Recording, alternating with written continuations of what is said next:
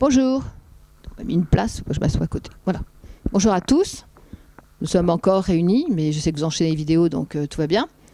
Nous sommes encore réunis pour parler des surdoués, évidemment, pour parler de quelque chose que j'aimerais plus approfondir. On m'a demandé de faire plus en détail, parce qu'il semblerait que certaines personnes mélangent un peu et n'aient pas bien compris. Donc avec plaisir, c'est avec plaisir que je vais reparler de cette thèse que j'ai mise en place en 2008-2010. 2008-2009, qui a été largement suivi et approuvé, c'est effectivement pourquoi est-ce que j'ai coupé ou scindé ou rangé ou compartimenté ou séparé trois ou quatre types de surdoués, en tout cas d'intelligence. Donc je vais reparler de ça. Voilà, HPI, HPE, hypersensible et QI. Et personne entre guillemets normale.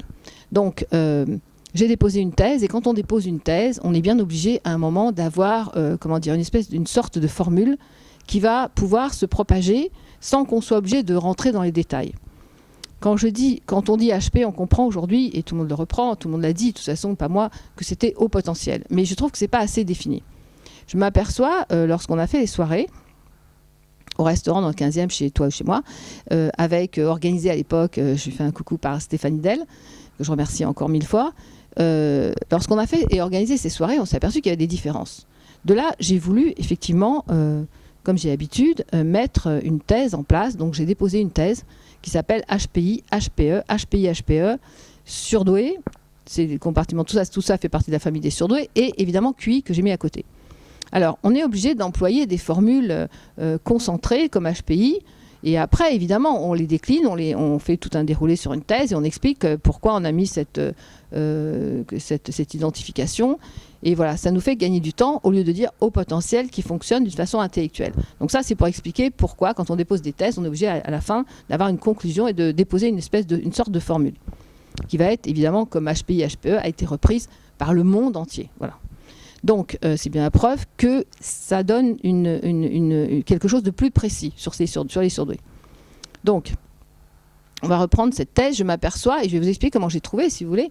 Je m'aperçois au bout d'un moment qu'il y a des personnes qui ont une intelligence, mais qui n'ont pas une intelligence très forte, très puissante, une intelligence intellectuelle, mais que ces personnes-là n'ont pas cette petite chose qu'a le surdoué, cette petite chose en plus, cette petite chose différente, ce qui fait toute la différence, c'est qu'ils n'ont pas cette façon de fonctionner avec une base et un émotionnel différent.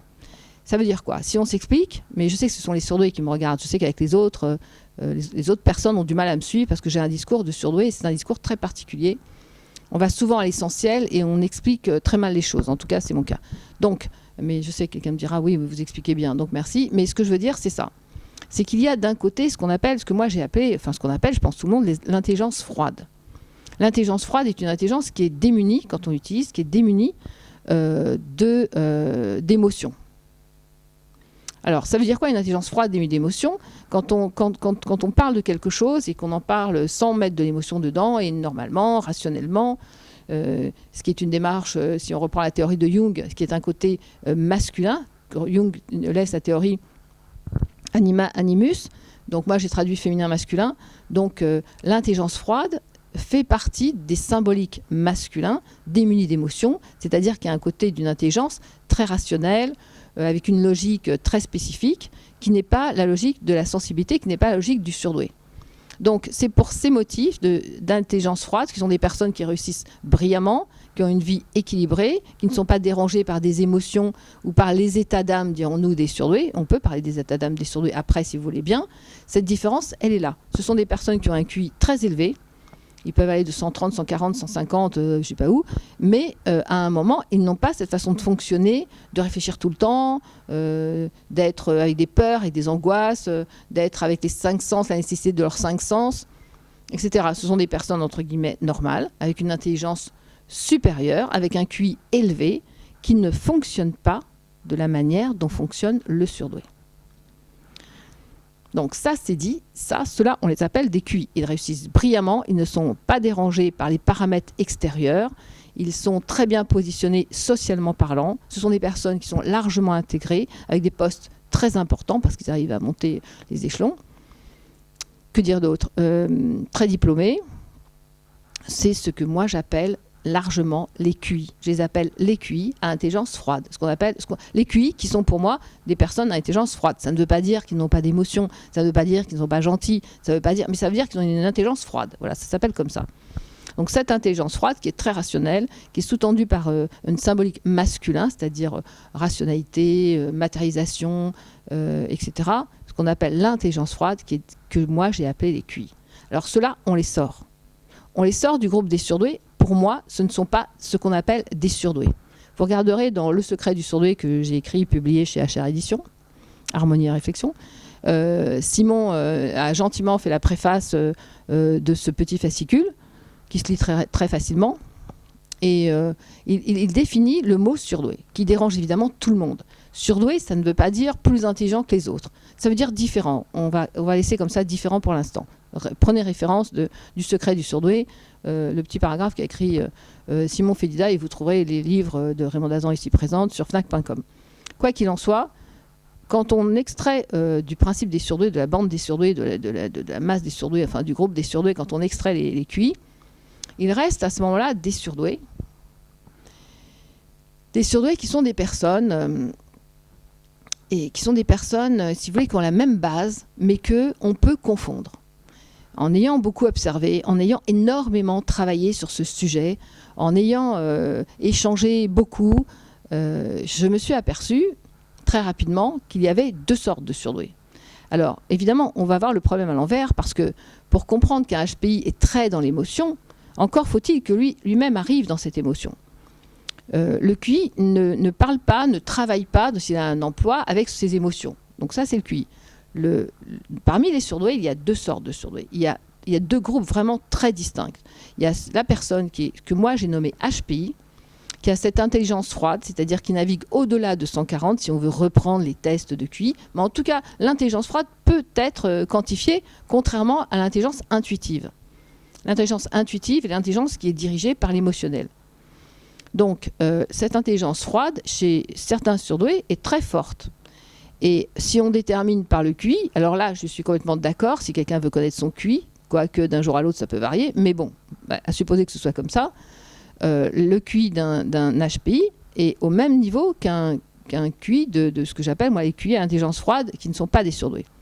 Donc, parmi les surdoués, il y a des personnes qui fonctionnent avec cette intelligence froide, qui ont écrasé leurs émotions, pour des motifs que je peux vous expliquer, si je ne me suis pas bien expliqué les autres fois, et qui sont des personnes qui ont écrasé leurs émotions pour avancer, pour réussir et tout, comme un défi, parce qu'il y a blessure dans l'enfance, parce qu'il y a blessure suffisamment importante pour que l'émotion soit rejetée, parce qu'il y a blessure suffisamment importante pour qu'ils ne puissent plus avoir accès à leurs émotions.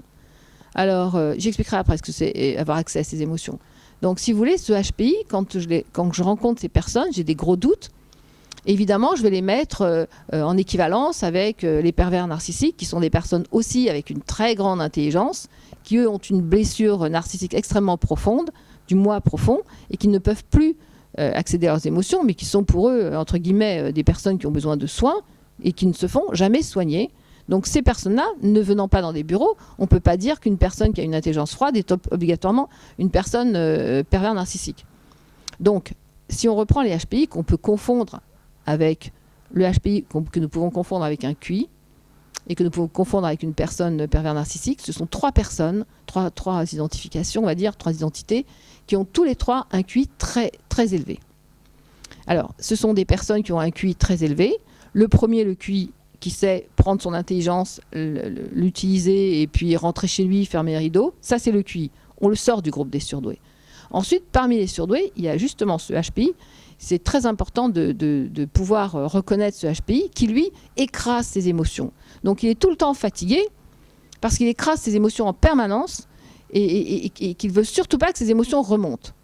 Alors, on verra pourquoi il ne veut pas que ses émotions remontent. En tout cas, c'est ça le HPI. C'est quelqu'un qui a une grande intelligence, qui écrase ses émotions, qui ne veut surtout pas qu'elles remontent, qui court beaucoup, qui est très actif, qui a du mal à se reposer, qui est tout le temps comme ça dans le contrôle, grande maîtrise de lui-même, grand contrôle sur lui-même, et qui utilise effectivement, si on reprend la théorie de Jung, qui utilise énormément son masculin, au même titre que le QI, que lui j'ai sorti du groupe des surdoués. Voilà. Et ensuite, alors je vous expliquerai plus en détail l'avancée du HPI, mais ensuite, vous avez des personnes que socialement, je pense, ne sont pas reconnues comme surdouées, qui sont des personnes qui ont été très bouleversées par leurs émotions, que moi j'ai nommées HPE. Ce sont des personnes qui évidemment sont, ont un très gros blocage et qui n'utilisent pour s'exprimer de l'intérieur vers l'extérieur que leurs émotions. C'est je me sens mal, j'ai envie de mourir, ça va pas, je ne sais pas pourquoi et tout. Et si vous leur dites, si vous leur demandez de passer à l'action, si vous leur demandez d'envisager d'aller travailler ou de faire quelque chose, elles sont complètement plombées. Elles sont, la dernière me disait, j'ai les pieds dans le ciment.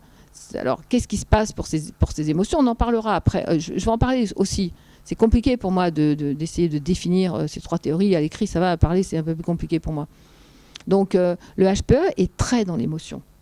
Le HPE est tout le temps, ça va pas, c'est beau, c'est magnifique, non, je vais pas pouvoir y aller, non, je vais pas y arriver. Voilà, il utilise ses émotions pour communiquer. Ce qui fait que ça donne des personnes, je suis un peu désolée de le dire, mais je suis un peu choquée même, qui intéressent très peu de personnes. Ce sont des personnes qui ont du mal à travailler, qui généralement sont démunies financièrement parce qu'elles ont du mal à faire quelque chose. Elles se sont rendues compte qu'elles étaient peut-être dans un certain danger, donc elles ont renforcé leur bulle. Souvent, elles sont dans l'agoraphobie, à force de se renforcer, de se protéger. Ce sont des personnes qui ont eu peut-être des choses émotionnellement choquantes, sans que ce soit des gros chocs émotionnels. Et ce sont des personnes, en tout cas, le HPE navigue en général à 130, 135, 136. Voilà. Donc ma théorie que je défends et qui a été reprise aujourd'hui, donc pour simplifier les choses, aucun autre but que celui-là, c'est de simplifier pour pouvoir s'exprimer et pour pouvoir échanger. Donc le QI d'un côté, le HPI qui utilise cette intelligence froide mais qui est dans le refoulement et dans l'écrasement de ses émotions, et le HPE qui est complètement en évolution constante sur les émotions, qui ne sait parler qu'avec ses émotions. Et ensuite, vous avez effectivement des personnes qui savent fonctionner en mode I et qui savent se mettre aussi en mode E. Parmi ces personnes qui fonctionnent en HPI, HPE, c'est-à-dire qu'ils utilisent qui refoulent leurs émotions quand ils le veulent, et qui utilisent au contraire qui se relâchent dans les émotions, ces personnes que j'ai appelées HPI, HPE, il y a les personnes qui le font consciemment, qui ont lâché la maîtrise d'eux-mêmes, et il y a ceux qui sont encore inconsciemment tenus par une maîtrise de l'inconscient. C'est-à-dire qu'une personne qui va être en danger, une personne HPI, HPE, je pense à quelqu'un en particulier qui va être en danger, mais je pense que j'ai dit ça dans une vidéo, j'ai l'impression de me répéter, mais bon, si ça vous fait plaisir, on recommence. Hein. On remet une couche. Donc, si une personne a le contrôle sur elle-même, c'est-à-dire qu'elle n'est pas à lâcher prise, je expliquerai ce que c'est que lâcher prise, alors cette personne, lorsqu'elle va être à l'aise, elle est dans l'émotion, elle est dans le lâcher prise, elle est dans l'acceptation de sa personnalité simple, qui a accès aux belles choses, qui regarde la vie différemment, posément, sans vouloir tenir le contrôle, sans passer uniquement par cette intelligence froide où voilà, j'ai décidé de faire une vidéo. Alors, je vais vous faire ce que c'est l'intelligence froide, c'est ça. Bonjour, Raymond Dazan va vous parler. Nous allons parler aujourd'hui de l'intelligence froide. L'intelligence froide est une intelligence qui est portée par les personnes à QI élevé et le HPI également à ce QI élevé, contrairement au HPE qui lui a un QI plus faible de 130. Mais la personne, c'est ça l'intelligence froide. C'est démuni d'émotions. Pour moi, je ne tiens pas longtemps. Hein. J'ai une espèce d'étouffement, les émotions, elles doivent passer. Donc le HPE est comme ça. Donc, pourquoi le HPI renferme ses émotions? Parce qu'évidemment, il y a eu, je parlais de Folcoche et de Vipère au point avec Hervé Bazin. Hervé Bazin qui est écrivain et qui avait une maman très dure et qui est passé de l'intelligence comme ça émotionnelle. Il a dû se refermer ses émotions. Il est devenu un peu plus violent que ce qu'il était. On le voit dans le film Folcoche ou dans le livre. Donc, je parle de ça. Et les personnes, donc pour revenir à ce que je disais, on perd vite le fil hein, quand on est en mode émotionnel. Mais bon, moi je vois pas pourquoi... je veux dire, on est là pour un moment relax, on n'est pas là pour... c'est pas une conférence internationale. Donc je vais me relâcher, je vais me mettre en mode de ce que je suis, en mode... Et donc, les personnes HPI ont écrasé leurs émotions. Les personnes HPE fonctionnent uniquement en émotionnel. Et les personnes HPI, HPE qui sont sous contrôle vont passer à leur gré de la mode I, c'est-à-dire, voilà, je vous parle, nous reprenons les cours, bonjour, machin, tu te tombes, bon, je sais pas quoi. Et en mode E, ah oui, très bien, et toi, tu vas bien. C'est plus convivial, c'est plus sourire, c'est plus... Et donc, il me venait une idée stupide, c'est PC et Mac. Vous voyez la différence, c'est un peu ça. C'est deux façons de fonctionner, une qui est conviviale et l'autre qui est plus... ce sont deux logiques un peu différentes, une qui fonctionne avec le mode intellectuel en permanence et l'autre qui fonctionne dans le laisser-aller, dans le lâcher-prise. Donc le I est sous contrôle masculin, rationnel, etc. Et le E est sous contrôle féminin, c'est-à-dire, pas féminité, hein, féminin, sous la créativité, sous ce qu'on appelle évolutif. Et le I est dans ce qu'on appelle intelligence mécanique, enfin tout ce qui est mécanique, tac, tac, tac, tac, voilà, mécanisé, intelligence froide. Alors, la personne qui peut passer en mode I et en mode E va à son gré se positionner, comme moi par exemple je pourrais le faire. Nous avons des discussions avec des personnes importantes et évidemment je ne peux pas m'amuser à faire « Ah, il y a une mouche », etc. Donc je suis obligée de me tenir. Mais pour moi, c'est me mettre sous contrôle. Donc je vais passer en mode intellectuel d'échange avec ces personnes-là. Et quand je vais être relax, je vais rigoler, on va s'amuser. Voilà, on est repassé, on a lâché prise, on accepte l'accès à ces émotions.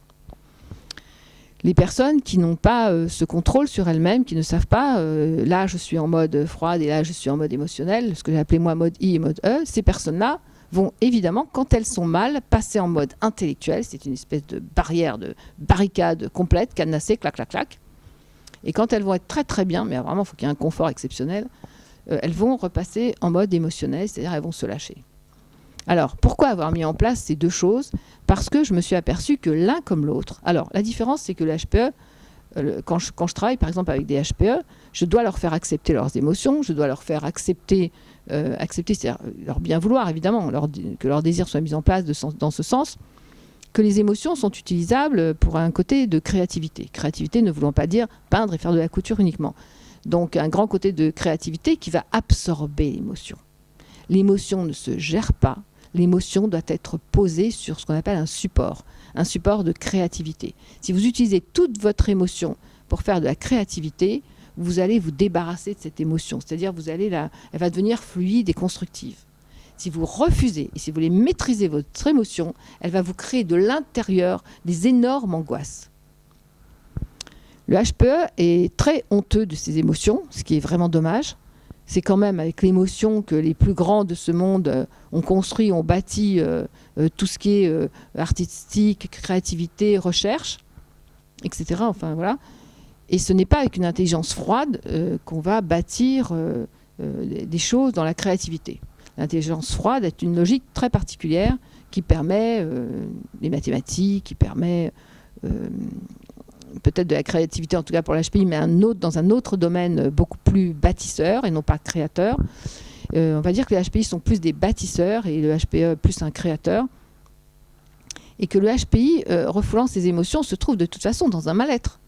Donc, à la finale, quand les personnes HPI ont consulté, très peu, c'est pas peine de traîner en analyse, j'ai déjà expliqué pourquoi, dans SoundCloud, le petit nuage orange, la radio tapé Raymond Dazan, mais sur la psychanalyse. Mais ce que je veux dire, en tout cas, c'est que le HPI, après, quand il a compris qu'il était HPI, son fonctionnement, qu'il devait retrouver ses émotions, qu'il devait réapprendre à communiquer avec ses émotions, à ce moment-là, on voit bien qu'il est surdoué.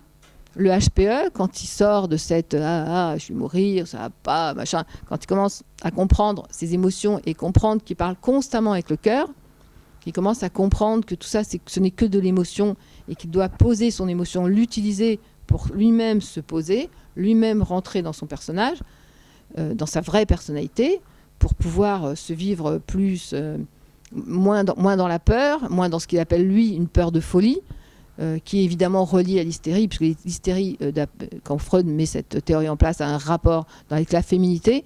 En tout cas, après, il y a un lien féminité-féminin quand même, qui est créativité et qui est... bon, bref, en tout cas, le HPE a très honte de cette émotion constamment en éveil. Voilà. Alors, on ne met pas les émotions en sommeil. On ne gère pas ces émotions. On ne contrôle pas ces émotions. On les utilise dans la créativité. Quand on a trouvé le HPE qui utilise dans la créativité ses émotions, qui peut enfin faire sortir de lui toutes ces peurs qui avaient été entassées dues à une honte et une compression des émotions, même s'il y a cocotte minute et explosion. Quand le HPI, c'est compliqué, hein, quand le HPI, lui, est retourné et accepté de ne plus écraser ses émotions, mais d'apprendre à vivre avec, ce qui est extrêmement douloureux pour eux, parce que la moindre émotion, tout était sous contrôle, et d'un seul coup, ça explose, ça prend au cœur, etc. À ce moment-là, HPI comme HPE et comme HPI-HPE sont sur la même base de construction mentale, sont sur le même fonctionnement. Ça veut dire quoi? Ça veut dire que ce sont des personnes qui ont, et ça fait très peur aux surdoués, mais c'est comme ça, qui réfléchissent tout le temps et qui ont donc besoin de cette nourriture pour assainir, pas pour assainir, pour nourrir ce côté intellectuel. Ce sont quand même des personnes qui sont à 130, alors qu'une personne, entre guillemets, normale, j'aime pas ce mot normal, mais normale, peut être à 80, 100, 130, c'est voilà, et 146, 150, etc. pour les HPI. En tout cas, quand tout ça c'est bien régularisé, que l'HPI accepte de ne plus contrôler ou écraser ses émotions, beaucoup de travail.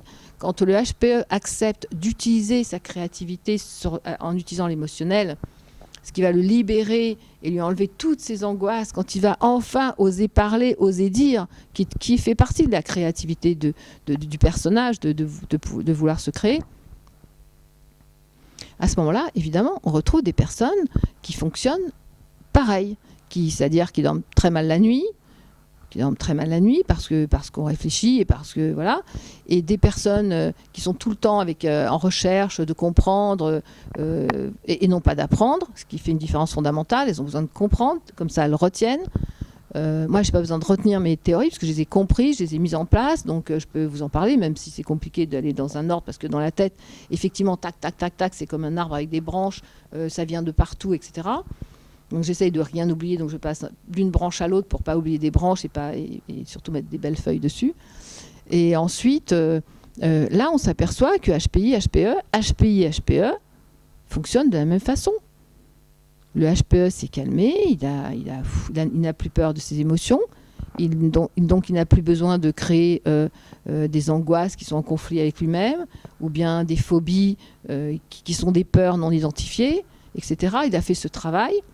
Le HPI a fait le travail d'accepter de ne plus rester sous contrôle et de accepter ses émotions. Souvent, ils changent de vie, les uns comme les autres. Change de vie. Ça veut dire change de vie, ça veut dire que souvent ils changent de travail parce que c'était un travail trop rationnel. Le HPE, il commence lui à travailler. Enfin, quand je dis travailler, c'est travail passion. Voilà. Et en fait, si on met des HPI et HPE ensemble, il y a une très grande harmonie. Si le HPI a accepté ses émotions et si le HPE accepte de poser ses émotions dans la créativité et de s'en libérer. Voilà. Le HPI est bien sûr sur un fonctionnement masculin et le HPE sur un fonctionnement féminin, dit féminin. Hein, c'est pas féminité et masculinité, non, c'est dit masculin et dit féminin selon la théorie de Jung, anima animus. Le problème du HPI, c'est qu'évidemment, le HPI est tout le temps dans l'action pour éviter que les émotions montent. Donc ça, fabriquer de l'action, ça ne fabrique que du masculin. À un moment, zen, il faut s'arrêter là. Et s'arrêter, se pencher, se penser, voilà, réfléchir et voir dans quelle direction on veut aller sans finir par s'épuiser. Si on reprend ce discours plus simplement, je dirais que l'intelligence froide parle avec sa tête et l'intelligence intuitive, ce qui est l'intelligence seconde du surdoué, parle avec le cœur. Le surdoué doit apprendre à se régulariser dans son bien-être et non pas contre lui, sans forcer, mais en faisant un effort, se régulariser sur le mode I intellectuel, c'est-à-dire qu'il y a un discours de la tête, et le discours E qui est, lui, un discours du cœur, c'est-à-dire, voilà, toujours comme ça. Donc quand on a compris cette intelligence froide et cette intelligence intuitive, je pense que là, le surdoué peut trouver un équilibre. Et je peux engager tout de suite, est-ce que le surdoué peut être heureux? Mais bien évidemment. Quelle question? C'est pourquoi on se bat? Pourquoi on est là? Pourquoi je suis devant la caméra? S'il n'y avait pas de solution, qu'est-ce que je viendrais vous baratiner? Bien sûr que oui, le surdoué peut être heureux. Bien évidemment. Je ne sais pas si j'aurais fait une vidéo ou si je continue là-dessus, mais ça serait bien de continuer là-dessus. Je ne sais pas si on peut couper. Sinon, je fais clac-clac et j'enchaîne. Donc c'est ça, alors je vais continuer HPI et je vais faire clac-clac et je vais enchaîner. Parce que c'est ça, les idées, elles sont là. Donc c'est ça. Il y a les QI d'un côté qui ont une intelligence froide et qui savent dormir, fermer le rideau et passer à leur vie. Et il y a les surdoués à côté. C'est bien défini. Les personnes de chez Mensa confondent QI. Chez Mensa, on confond le QI, l'intelligence froide, avec l'intelligence émotionnelle. C'est bien regrettable d'ailleurs. Donc mes amis Mensa, c'est sympa s'ils m'entendent, mais on pourra aller chez eux comme ils me l'avaient proposé. J'avais dit non à l'époque parce que ça me gênait de dire QI, HPE, HPI. Maintenant, peut-être qu'on peut en parler plus puisque tout le monde en parle. Donc les amis de chez Mensa doivent comprendre que chez Mensa, c'est intelligence froide. Voilà. En tout cas, les QI, intelligence froide. Les surdoués, HPI, avec une plus forte intelligence que le HPE de QI qu'on peut évidemment quantifier. Les HPI montent au-delà de 140. Le HPE est souvent entre 130 et 137. Voilà. Ça, c'est pour donner des chiffres. Tout le monde aime bien les chiffres. Voilà. Et donc, c'est ça ma théorie, HPI, HPE. Fonctionner en mode émotionnel, c'est-à-dire parler avec son cœur, et fonctionner en mode I, parler avec sa tête, c'est-à-dire rationnel. Voilà, je vous parle de ma théorie, la thèse que j'ai déposée, HPI, HPE, QI, et voilà. Donc, parmi ça, je vais faire un truc à part sur les hypersensibles qui sont à côté aussi. Voilà, ben, je vous embrasse et je vais enchaîner tout de suite. Le surdoué peut-il être heureux? Ouais, je ne vois pas pourquoi on n'en parlerait pas. Voilà.